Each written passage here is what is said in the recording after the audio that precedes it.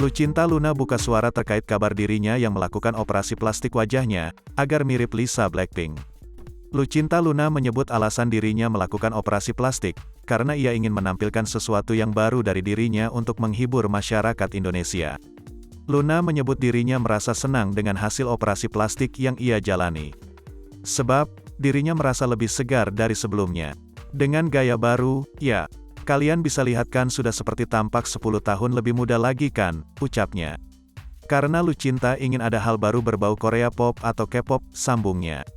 Lantas berapa biaya yang dikeluarkan Lucinta Luna untuk operasi plastik yang dijalani agar terlihat lebih cantik? Sekitar 3 ekor kerbau. Udah ya aku duluan ya, ujar Lucinta Luna.